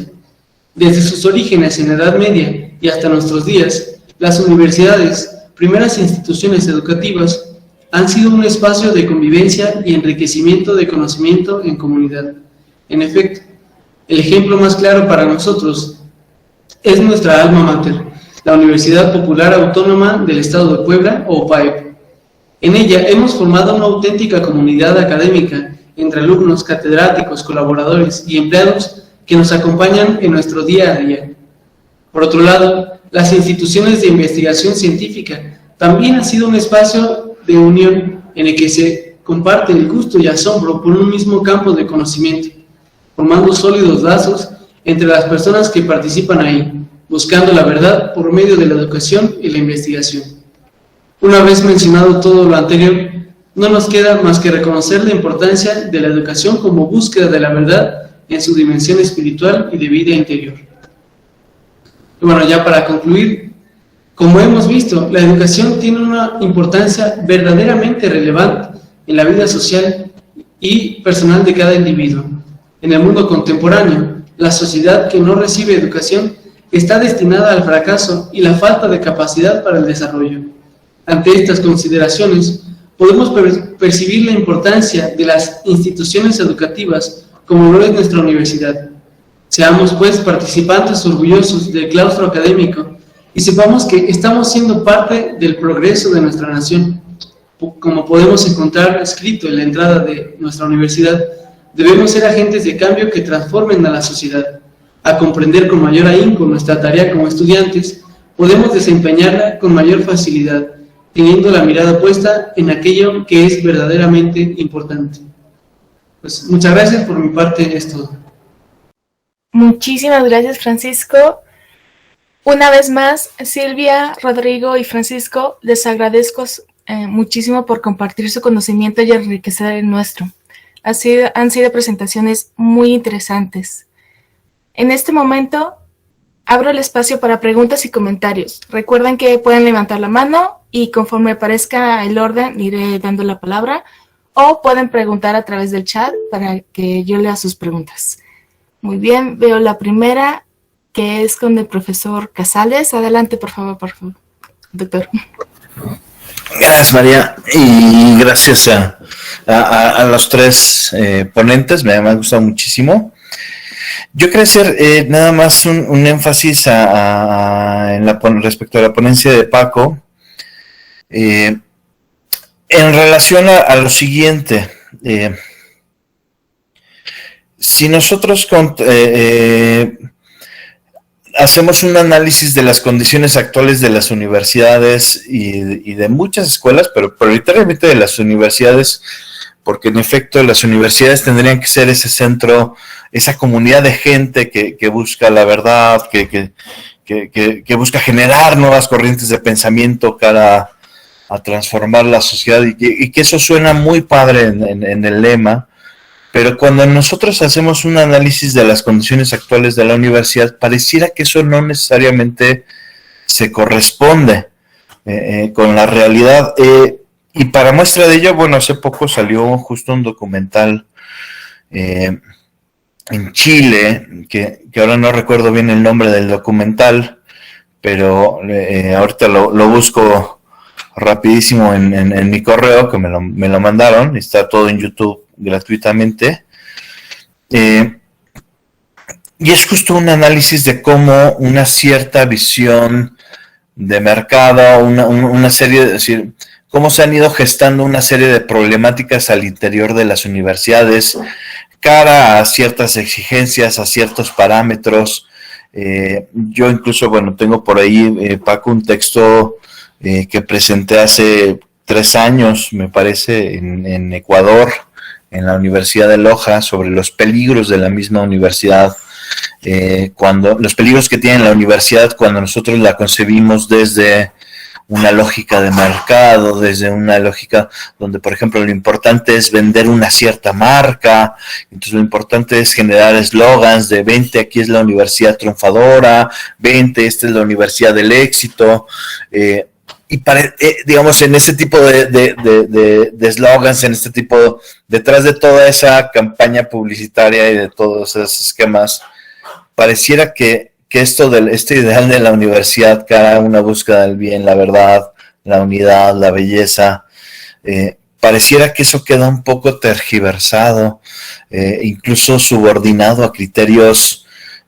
ajenos a la misma búsqueda de la verdad. Y justo yo lo que voy a presentar el 19 de noviembre en las jornadas del Día de la Filosofía, tiene que ver también con una crítica a esto, ¿no? Una crítica a decir, pareciera que las mismas exigencias de las universidades que responden a su vez a criterios como, por ejemplo, las acreditadoras, los rankings de universidades, donde uno paga para que te pongan en un cierto rango, pues pareciera que detrás de todo eso hay una especie de gran estafa, hay una serie de exigencias académicas que se vuelven en contra de esta idea de que la universidad es un espacio abierto al diálogo. Pareciera que hoy en día además hay un montonal de ideologías que están permeando en las mismas universidades, donde ya pareciera que no es posible dialogar en las mismas universidades, porque ya hablar de ciertos temas ya te vuelve franco de un linchamiento social bastante aguerrido. O sea, vemos un montonal de cosas que afectan a toda esta visión de la misma universidad y que en última instancia terminan afectando a la visión de la educación, Paco. Entonces, yo mi pregunta va en relación a esto. Si tú has pensado, yo lo veo incluso en la misma universidad, con todo el respeto, pero en el momento en que nos exigen estar en el Sistema Nacional de Investigadores, en el momento en que nos exigen hacer cosas para posicionarnos en el ranking, tal, en ese momento terminamos haciendo cosas que pues ya no es lo propio de un académico, sino que más bien parece que es lo propio de alguien que quiere estar posicionado, que quiere vender una marca, lo propio de alguien que responde a una lógica que es ajena a esta comunidad que busca la verdad. Entonces, más bien nos ponemos a publicar papers a lo loco, porque eso es lo que hay que hacer, porque eso es lo que nos posiciona en un ranking mucho más elevado, nos pone por encima de muchas universidades, y eso parece que es lo que importa, o nos da una acreditación, y entonces tener la acreditación es lo importante, ¿no? Estamos muy metidos en ese tipo de lógicas, y yo quería saber si tú tenías como, en función de lo que nos platicaste, si tenías considerados estos riesgos, estos factores que uno puede ver cuando analiza las condiciones actuales de la educación universitaria, por ejemplo. Sí. Muchas gracias, profe, por el comentario. Bueno, tiene mucha razón en lo que comenta. Lamentablemente tenemos todos estos riesgos. Sin embargo, yo en lo personal respondía pues que hay que hay que tener esperanza. Es verdad que ocurren todas estas cosas, sin embargo, eso no cambia la esencia de lo que es la universidad. Como ocurre en el mismo caso de la política, ¿no? La política es un servicio, es el servicio de la autoridad, y vemos muchos políticos corruptos, vemos muchas cosas en cualquier sistema político, ¿no? Siempre que haya autoridad, que haya dinero de por medio, puede haber corrupción. Y esto no quiere decir que la política en sí misma sea algo malo. Y lo mismo ocurre con la universidad.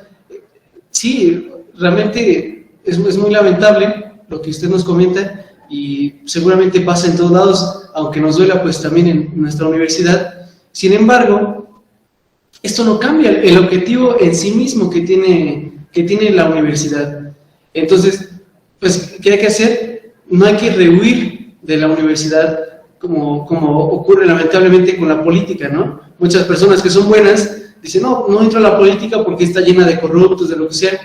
Lo mismo nosotros, si consideramos que tenemos buenas intenciones y un buen conocimiento para llevar a cabo aquellas acciones que son buenas, pues entrar en la universidad y pues transformar la universidad en sí misma, ¿no? Sí, ciertamente ocurre y es vista como un negocio, pero también hay que verla como algo bueno.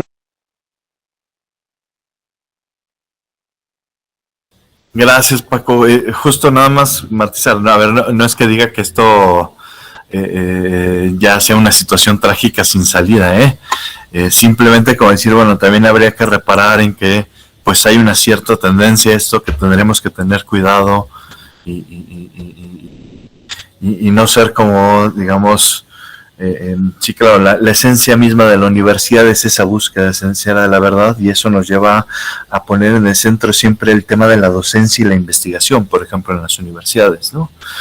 Pero habría que cuidarlo más, porque a veces se nos olvida y a veces entonces estamos más preocupados por hacer las cosas para el ranking, para hacer la acreditación, para el no sé qué, y eso puede ser peligroso, ¿no? Pero gracias, Paco. No, por nada, profesor, y gracias por señalar eso, que tiene mucha razón. O sea, hay como mucho trabajo, ¿no? El que tiene. Muchas gracias, doctor Casales, por su pregunta, y Francisco por tu respuesta. Le doy la palabra a la doctora Lidia Bastos y después al doctor Martín Castro. Acá estoy. Hola, buenas tardes a todos. Quiero decir que me está gustando esto de escuchar conferencias en vez de dar clases. Entonces yo creo que voy a cambiar. Las próximas semanas, yo me quedo a escucharlos y ustedes hablan. Ya, vamos a hacer ese acuerdo. A ver, además de felicitar a cada uno de ustedes por sus ponencias, vaya que tengo algunas preguntas o algunas dudas, algo que quisiera conversar con ustedes. Primero, querida Jazmín, muy interesante toda la reflexión que haces sobre el error. Creo que los psicólogos de la educación quedarían contentos en escucharte. Hay algo que pues es una duda que a lo mejor fui yo que no entendí bien. Me pregunto, pero al final, ¿qué dirías tú? ¿El error es malo o no es malo? Digamos así, ¿no? Es mejor acertar que errar. Es decir, de alguna forma el acierto es preferible al error. Entonces, tendrían razón cuando nos dicen que el error es malo. ¿Cómo la ves, no? De alguna forma, estoy, digamos, a ver, muy interesada en los temas que has hablado, y mucho de lo que has hablado estoy completamente de acuerdo. Es decir, ¿no? En el sentido de que, quien teme demasiado equivocarse, no hace, digamos, ¿no? Porque por otro lado, solo no se equivoca quien no actúa, porque, digamos, actuar es estar sujeto al error, no hay otra, ¿no? Pensar es estar sujeto al error, hablar es estar sujeto al error. Entonces, a ver, pues quería que tú me aclararas esa cuestión. Con relación a Rodrigo, me gustó también muchísimo, tu ponencia y, me quedaba pensando con relación al tema de, hablaste de la educación como fin, la educación como medio, y la dimensión personal de la educación también, y por otro lado el tema social de la educación, a ver, pues, pensando en la situación de México actualmente, la situación, digamos, desde tu experiencia como mexicano, como ciudadano mexicano, ¿cómo pensarías tú que se vive esta situación, digamos, esta aproximación a la educación como medio y como fin? Por ejemplo, has mencionado, ¿no? Pues la época de la revolución industrial en Inglaterra y cómo fue importante, por ejemplo, trabajar la educación como técnica, aun cuando esto haya, digamos, tenido ciertos efectos colaterales, o pensemos en el Japón de la posguerra, que tenía que reerguirse económicamente y que ha apostado por un tipo de educación industrial. Entonces, a ver, ¿cómo tú, digamos, aplicaría esas categorías o esas reflexiones a la situación de México hoy? Y pues me quedo por acá, ya no voy a hacer la pregunta a Francisco porque ya lo hizo el profesor Roberto. Francisco, felicitaciones por tu exposición. Y nada, me pongo a escuchar, acá está muy frío, por eso me ven así como casi un esquimó. Muchas gracias, doctora. Muy bien, le doy la palabra a Silvia y después a Rodrigo. Bueno, muchas gracias por su pregunta, Miss. Bueno, justamente estaba pensando en que, pues, yo veo el error como bueno en cierto sentido, pero también habría que diferenciar los grados de errores que se cometen, ¿no? Porque no es lo mismo equivocarse, bueno, la equivocación, el error de un niño en una operación matemática, que la equivocación de un adulto, no sé, robando un banco, ¿no? Son diferentes errores y diferentes perspectivas. Y pues creo que justamente es aquí donde se ve el error bueno y el error que ya está, pues, malo, ¿no? Puede verse como malo. Y lo que quería puntualizar era que en la enseñanza, en el sistema educativo, en cómo se plantea, es bueno tener como el error, como esa posible valor de cambio en el alumno para su vida futura.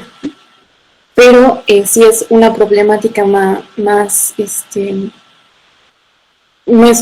mayor, bueno, se genera mayor problemática cuando se habla de un error para con, pues, un médico, por ejemplo, ¿no? Como decía Francisco, no se puede equivocar, ¿no? Y no habría que tolerar esas equivocaciones, sino que sí tendría que ser con mayor rigurosidad, pues, el aprendizaje.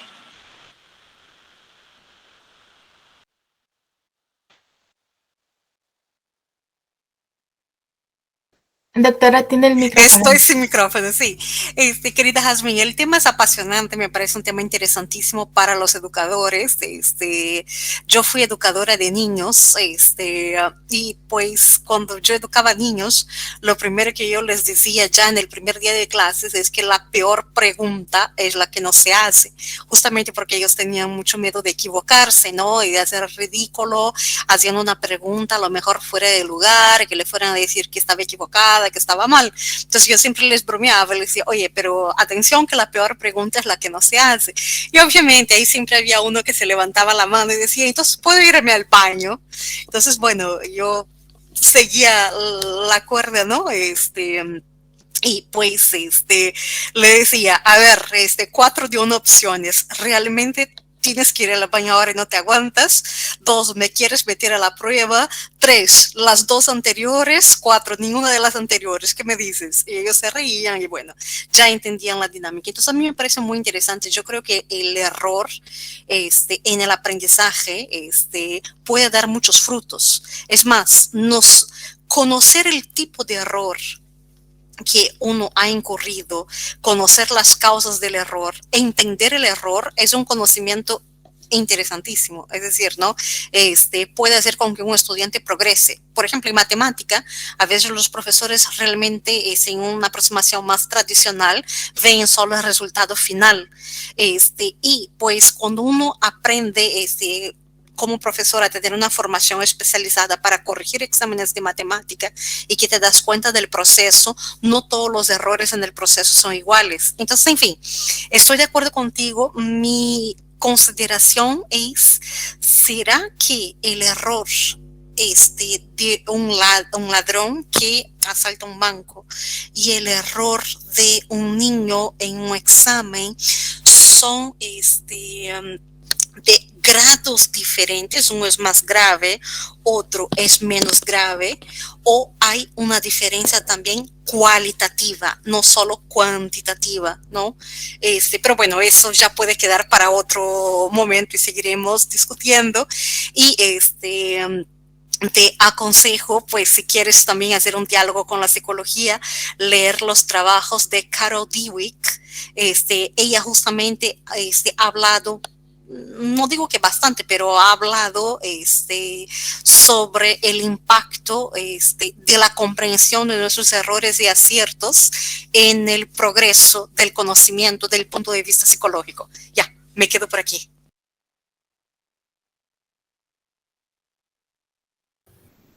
Gracias, doctora, y gracias, Silvia. Por favor, Rodrigo, te cedo la palabra para responderle a la doctora. Muchísimas gracias. Es una muy buena pregunta, sin duda, que podré responder como muy preliminarmente, porque no he hecho todo un estudio acerca de pues, cómo está la educación en México y cómo opera y cómo, en qué rúbrica, bueno, desde qué argumento se ha sostenido, si es el argumento laboral, el argumento político, etcétera, ¿no? Creo que para responderle me gustaría también responder a la pregunta que me hacía Alan en el chat, sobre, o sea, cuáles son aquellos valores que yo considero debería de estarse fomentando en la educación para el desarrollo y perfeccionamiento de uno mismo, tanto para uno mismo como para la sociedad, ¿no? Lo que me gustaría responder es que no estoy muy seguro que estaría dispuesto a comprometerme ahorita mismo a una respuesta. Y asimismo también en el caso de México. Sobre todo porque creo que es fundamental el responder, o sea, cuáles son los valores fundamentales de la educación. O sea, aquellos que son los que van a desarrollar las aptitudes y cualidades más nobles y más altas y más perfectas del hombre, ¿no? Y no lo hice, definitivamente en la ponencia. No lo hice precisamente porque no era ahorita mi intención el tratar de investigar cuáles son. Mi intención era más bien el buscar, pues tratar de encontrar que pues, precisamente tenemos que preguntarnos estas cuestiones, ¿no? Y no estaría dispuesto, yo creo, a responder tan rápidamente sobre la situación de México porque, si bien, digo, creo que no es sorpresa para muchos que la situación educativa es deplorable, el responder por qué, siento yo que tan solo puede ser comprendida si conocemos primero, pues, o sea, es decir, antes de criticar la mala educación, deberíamos de conocer cuál es la buena educación. Y puesto que no he respondido a la pregunta de Alan, ¿cuál es la buena educación? ¿Cuál es el valor que debería de buscarse? Pues tampoco estaría tan dispuesto a responder, pues, cuál es, o hacer una crítica a la mala educación. Sale mucho, pues diría que es mala, pero pues lo diría desde todavía una perspectiva muy personal y que no suficientemente argumentada ni suficientemente fundamentada. Antes bien, yo creo más bien lo importante es hacernos nosotros una pregunta, la pregunta que nos hizo Alan, ¿no? O sea, habiendo entendido cuál es el propósito de la educación, es decir, pues este perfeccionamiento de las cualidades, entenderlo como un bien deseable y entenderlo además como un bien que lleva a otros bienes, pues hay que ahora preguntarnos, o sea, si esto es la educación, pues cuáles consideramos que son aquellos valores más, vale la redundancia, más valiosos que debemos de fomentar en una educación. Ahorita no estaría, repito, tan dispuesto a responderlo porque creo que es una cuestión bien compleja y bien extensa, sobre todo, que requeriría de otra ponencia entera, pero sin duda creo que vale la pena preguntárselos. Es decir, cada uno debemos de preguntarnos las ideas, debemos de preguntarnos también como comunidad. O sea, como comunidad, ¿qué consideramos más valioso en la educación? O sea, ¿qué consideramos valioso para nuestro tiempo, nuestro esfuerzo, nuestra atención? Y a partir de ahí es una crítica de, bueno, entonces, ¿por qué no está funcionando? Entonces, por ejemplo, ¿por qué en México no está presente aquello que estamos considerando tan valioso?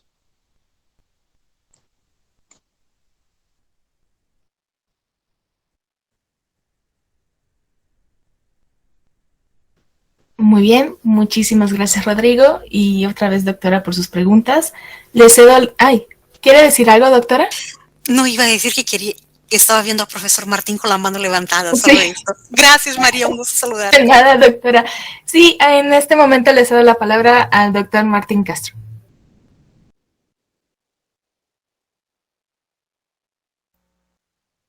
Muchas gracias. Espero que se escuche bien. Am, Solo tengo para Silvia una observación, Silvia, y si a usted le parece interesante, me gustaría escuchar qué piensa. Estaba pensando, Silvia, que el aprendizaje, mm, a lo mejor esto lo dijo usted y yo no lo vi.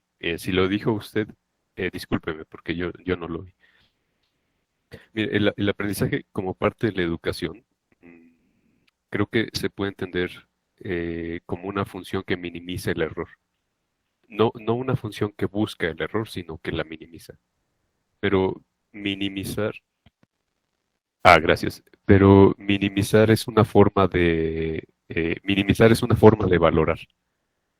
Porque valorar no es sinónimo de poner algo arriba, ¿no? Minimizar y maximizar son formas de valorar. Y valorar el error es, por lo tanto, quizá reconocer que debe minimizarse. Entonces, lo que quiero hacer con este apunte semántico es un apunte de claridad. Eso era todo lo que quería decir, Silvia. Rodrigo, en el caso de Rodrigo, tengo una pregunta muy sencilla, pero voy a escribirlo en el chat por si lo digo y no queda claro. Mm, em, si un fin no es un medio y la educación es un medio, creo que de ahí se seguiría que la educación no es un fin. Pero si esto es así, ¿por qué deberíamos considerar la educación como un fin? Lo que voy, Rodrigo, es que no veo con claridad em, por qué la educación sería un fin y por qué no asumir simplemente que es un medio y ya. O sea, ¿cuál sería el problema, pues, con asumir que es un medio y ya? Y para el caso de Francisco, solamente tenía curiosidad de saber en su opinión, y hablando en casos muy concretos, ¿cuáles serían instancias de buenas educaciones y de malas educaciones? En particular, pregunto esto porque me gustaría saber cómo, bajo qué criterios usted pondría ciertos ejemplos como ejemplos de buena educación y a otros como ejemplos de mala educación. Muchas gracias. Espero haber sido suficientemente claro. Gracias.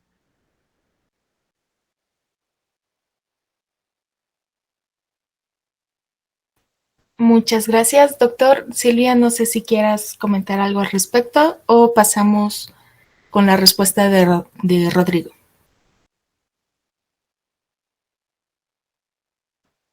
Bueno, gracias por la puntualización, profe. Creo que no había visto de ese modo como la estima del error en la educación, como en la disminución, ¿no? Pero es bastante lógico, profe.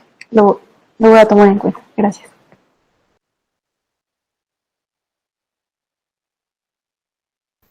Gracias, Silvia. Rodrigo, por favor.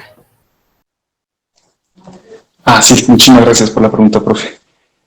Sí, últimamente sí, yo creo que es bastante más apropiado considerar a la educación como un medio, especialmente si consideramos que un medio no es un fin y un fin es un medio. La razón por la que yo quería rescatar también a la educación como un fin es por dos razones. Una, en cierto sentido, diríamos que es un fin, y en el sentido de un bien, y los bienes son deseables por sí mismos. Pero, pues ciertamente también hablábamos de que es un bien que lleva a otros bienes que son todavía mayores. Y en este sentido, pues, esos bienes mayores son todavía más deseables y por lo tanto es un medio, en ese sentido.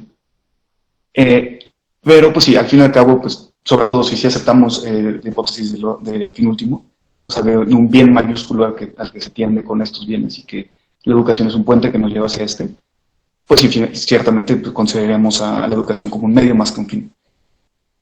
La razón por la que yo lo quería considerar un fin, o al menos que lo rescataba o sea, como análogamente como un fin, es para evitar caer en un argumento, o al menos evitar caer en la consideración de la educación como una especie de útil, o netamente como una herramienta, especialmente para salvar los casos que ponía, por ejemplo, del anciano arquitecto, ¿no? Que estudia medicina a sus 75 años a pesar de que sabía que jamás lo iba a utilizar.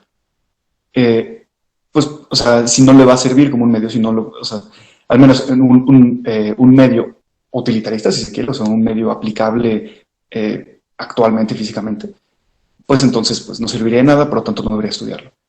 Pero, pues, ciertamente, pues es o sea, decimos que pues, el placer intelectual, por ejemplo, ¿no? Que le produce, pues es un bien y pues por eso entonces sería un fin. Aunque ciertamente, pues, si lo consideramos muy desapasionadamente, digamos que la educación produce este placer intelectual, por lo tanto es un medio para la producción del placer intelectual, por lo tanto el placer intelectual sería el bien y no la educación. O sea, en ese sentido creo que ciertamente sería más apropiado pensar en la educación como un medio. O sea, al final sí, yo creo que es más un medio.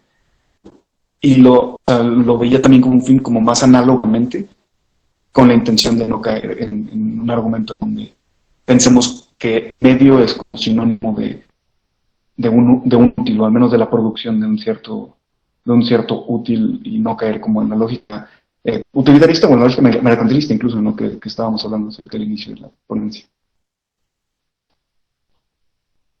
Muchas gracias por la pregunta, muy buena pregunta. Muchas gracias, Rodrigo. Francisco, por favor, tu respuesta. Bueno, muchas gracias al profesor. Bueno, sobre los parámetros de una buena educación, me parece que en realidad pues, tendríamos que consultar algún experto, ¿no? Pero bueno, pues ahí lo poco que sé, a ver qué le parece. Yo durante la ponencia mencioné algunos fines que tiene la educación. Mejorar la vida de las personas, elevar el espíritu, decía que la verdad nos hace libres, la verdad nos hace fuertes, en cuanto a que nuestra mente está solidificada, ¿no? Nos une, ¿no? Yo mencioné que una de las ventajas que la verdad, bueno, por medio de la educación tiene es que nos une. Entonces, de primera instancia yo le diría, bueno, una buena educación es aquella que cumple en una medida deseada, que bueno, esa era la cuestión, ¿no? Lo más importante, que cumple con esas ventajas que yo mencioné que la verdad tiene y que la educación tiene. Y una mala educación, pues, es aquella que no lo cumple, ¿no? Mencionaba el caso de un médico. Yo decía, si un médico no conoce la anatomía humana, puede hacer mucho daño a una persona o a muchas personas, ¿no? Diríamos ahí entonces que hubo una mala educación. Si él, gracias a la educación que recibió, a la investigación que él mismo fue haciendo, logra pues cumplir satisfactoriamente con lo que se le pide, al menos estoy hablando, digamos, en los temas técnicos, como la medicina, mencionaba un poco la política, ¿no? En el tema de economía, leyes, el ganadero, el agricultor. Si la educación que recibieron les ayuda a cumplir satisfactoriamente pues lo que se supone que deben hacer, diríamos que es una buena educación. Si no es así, pues diríamos que es una mala educación. Al menos, bueno, siempre va a haber una comparación con otros países, otras universidades o lo que sea, ¿no? Decimos que una universidad es mejor que otra cuando brinda mayores conocimientos, mayores verdades, ¿no? Entonces, o cuando no cumple cuando no ocurre todo lo que mencionaba el profesor Casares, ¿no? O que ocurre en una menor medida. me parece que esa podría ser una respuesta, pues, digamos, de momento. También me parece que tendríamos que en realidad consultar a algún experto, tal vez a algún sociólogo. Y bueno, ahora la respuesta, la pregunta que me decía Alan es, ¿qué aspectos consideras que una ciudad debe tener para favorecer la educación?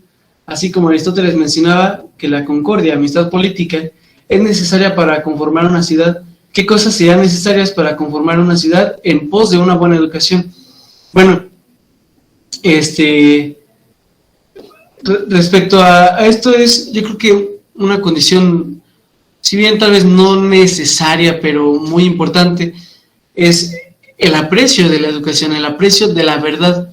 Así como, digamos, en la política se habla de la amistad política o de la concordia, que es, digamos, cierto afecto, cariño, estima o amor a aquel que incluso tal vez no conozco, cuando voy en el transporte público, cuando camino por la calle, cuando interactúo con otras personas que son miembros de la misma sociedad, pues hay una estima, y la estima que yo tengo me va a llevar a cumplir mi rol en una sociedad de manera satisfactoria, ¿no?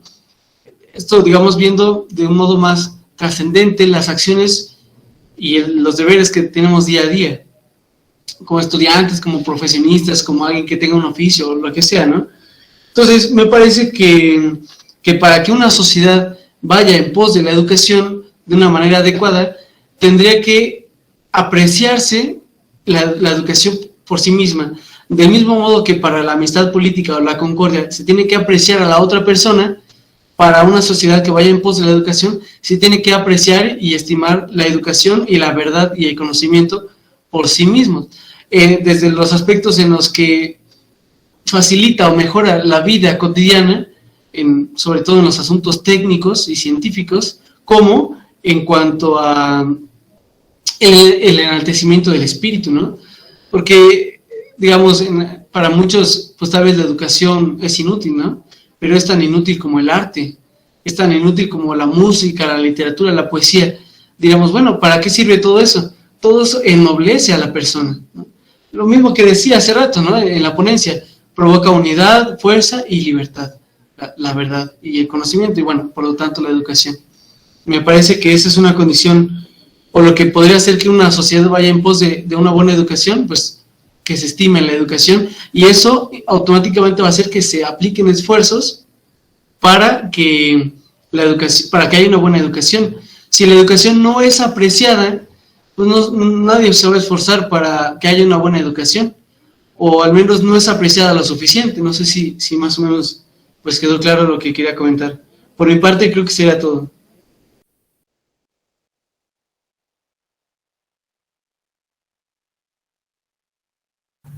Muchas gracias, Francisco, y muchas gracias, doctor Martín, por sus preguntas.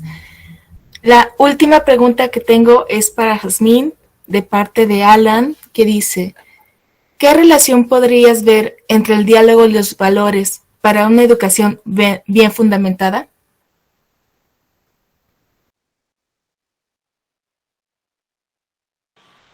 Sí, muchas gracias, Alan, por tu pregunta. Justamente la relación de diálogo entre alumno-profesor es muy importante en el sentido de que justamente es una figura, pues la figura principal en la que pues tenemos contacto nosotros como alumnos. Entonces, más allá de los conceptos que nos puedan aportar pues los maestros, sin duda hay alguna influencia en ciertas actitudes, en ciertas ideologías personales que estos mismos tienen y que directa o indirectamente pues nos afectan tanto al aprendizaje, a las corrientes que nosotros decidamos o no tomar. Y pues esta también tiene una relación con los valores, ya que cada persona pues tiene valores principales que rigen como su vida en algún sentido, ¿no? Entonces justamente la relación alumno-profesor respecto a uno, sus conocimientos, y dos, ideologías o valores que tengan es bastante importante porque influyen directamente o indirectamente más bien a la formación del alumno.